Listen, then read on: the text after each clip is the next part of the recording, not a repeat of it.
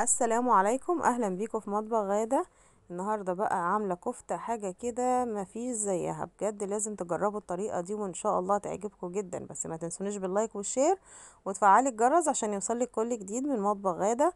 ودلوقتي انا هقولكم على المقادير بتاعتي اللي هشتغل بيها، مقادير سهله جدا. معايا نص كيلو من اللحمه المفرومه زي ما انتوا شايفين كده. معايا كمان بصلايه متوسطه مبشوره او مفرومه، ومعايا بهارات اللحمه، معايا فلفل اسمر، بابريكا، ملح، ومعايا كمان بقدونس عشان ازين بيه الطبق، ومعايا معلقتين من البقسماط وممكن قابلين للزياده.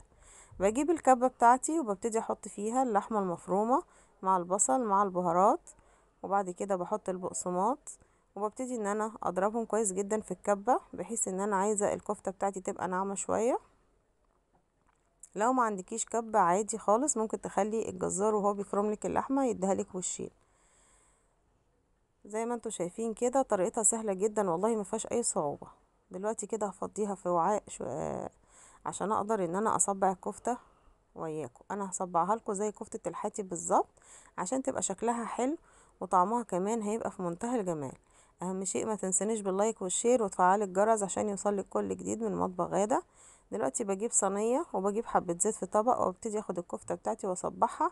وممكن تكون عندك مية بصل برضو، مفيش اي مشاكل، بتبقى احلى. تقدري ان انتي تصبعي برضو بيها الكفتة. انا ما دهنتش الصينية لان انا معتمدة على ان الكفتة بتاعتي فيها دهون، يعني النص كيلو ده مثلا فيه حوالي 100 جرام دهن.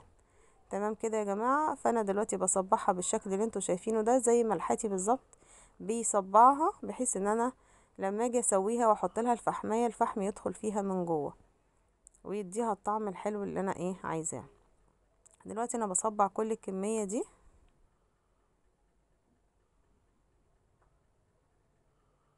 ما شاء الله النص كيلو بيبقى حلو يعني وفيه بركة. تعمليه كده ما شاء الله، ولادك هيتبسطوا جدا. تقدري تقدميها مع سلطة خضراء، تقدري تقدميها مع سلطة طحينة، او تقدميها مع مكرونة او مع رز بالخلطة. بجد يعني في كل الاحوال هي بتطلع في منتهى الجمال. طريقتنا زي ما انتوا شايفين كده حاجة والله ما فيهاش اي صعوبة.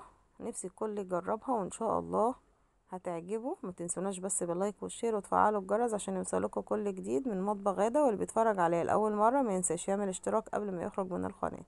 دلوقتي انا صبعت الكمية كلها، وحبة الزيت اللي اتبقوا فضيتهم، وظبطت الكفتة كده عشان ما تلزقش، وحطيتها في الفرن على درجة حرارة 200. وزي ما انتوا شايفين كده الطبق شكله فظيع. انا زوقته بالبقدونس، حاجة كده والله في منتهى الروعة، وقدمته مع مع سلطة خضراء.